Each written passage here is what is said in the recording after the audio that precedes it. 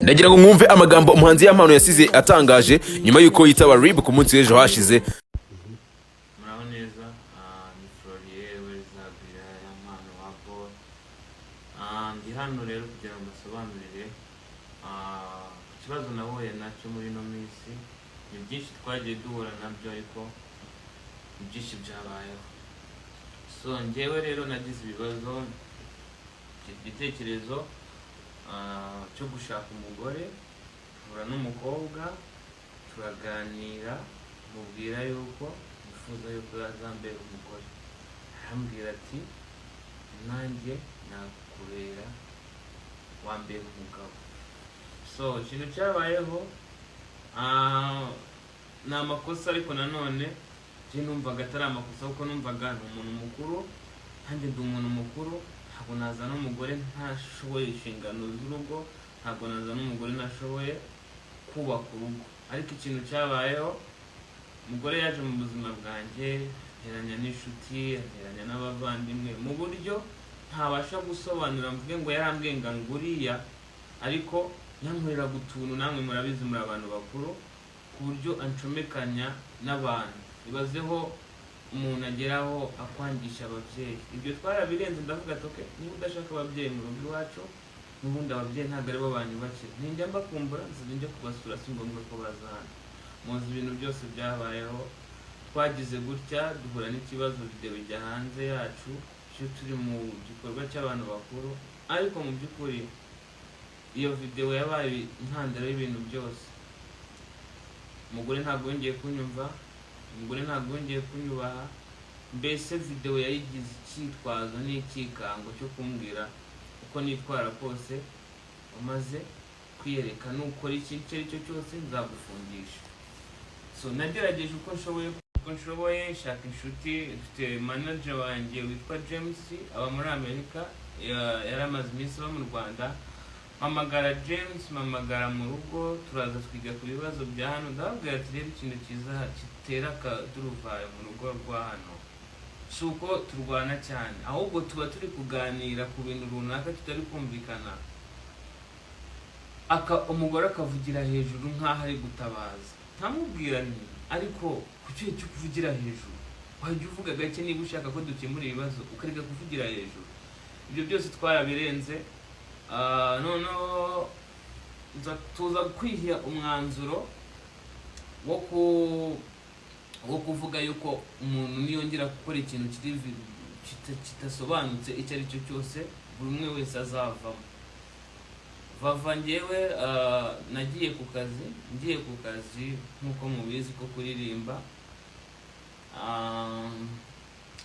Ngeze ku kazi nahurira n'ibibazo, challenge z'akazi zarizo zose, bigera mu masaa 9 naramuhamagara. Ariko mu by'ukuri nta rundi rwango nari mufitiye, ntari nsinzi aho musize, nari ndi gukoresha buryo kibushoboka ngo naye.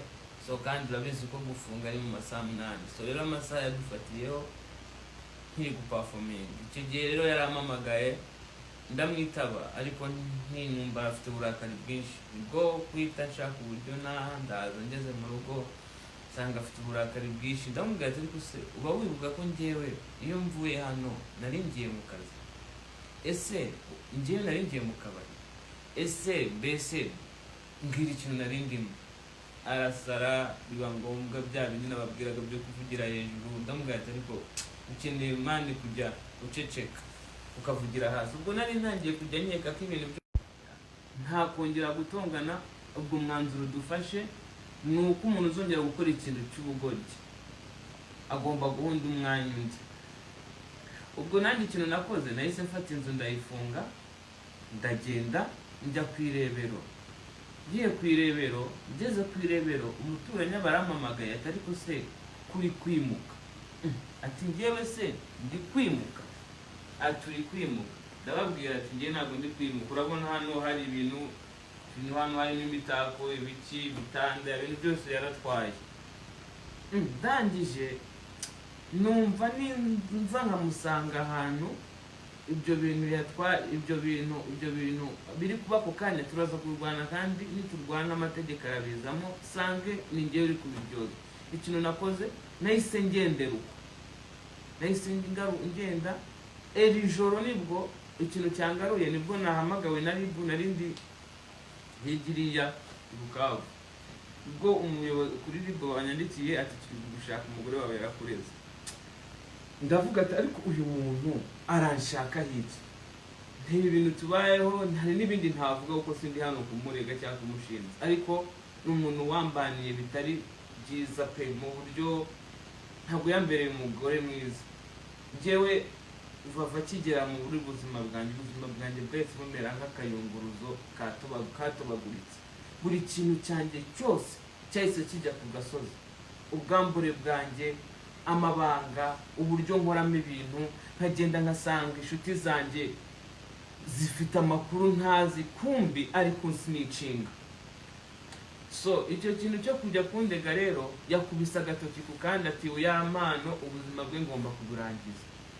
Sibyo nibyo, ubu mu mwaka umwe Vava mu mwaka umwe yakuyemo inda 3. Mwamwe mwumva icyo kintu, ibyo bintu mbirengaho, ndakomeza ndamukunda, nkamvuga ati uyu muntu wenda ashobora kuba ari kwanga kubyara muri zino situation z'ibi bibazo by'amavideo, reka mureke simushyire kuri pressure, mureke. Ubwo ngubwo ikintu naketse, yaratwite, yarafite inda iri mu mezi 5, kandi buri gihe ashaka gukuramo inda arandiranje cyane, akanira stress, agashaka impamvu zituma ava mu rugo, akagenda akazagaruka inda yaravuyemo. Nukuri mu banjye bakunze b'imiziki banjye cyangwa abanyarwanda muri rusange, ibi bintu ndi kubabwira ntabwo ndi kubabeshya, niko kuri. Hari n'abantu bamuzi nk'ubu ntiyabura umuntu uzivava ari kwita understanding ibintu ndi kuvuga. So ikintu nababwira, nimwumva ngo nafunzwe cyangwa nagize ute, ntimugire ubwoba, ndahari kandi ndahari. Niyo banjyana, icyo nzi cyo nuko Uwiteka abereyeho guca imanza abana b'abantu niyo batabishobora cyangwa babera cyangwa batabera, ariko Uwiteka arahari ngo aducire urubanza. Murakoze kandi ibihe byiza, Uwiteka bahe umugisha. Ngayo nguko njye ndi Mideli w'Abanyarwanda. Diamolo. Iyi ni bare resto VIP.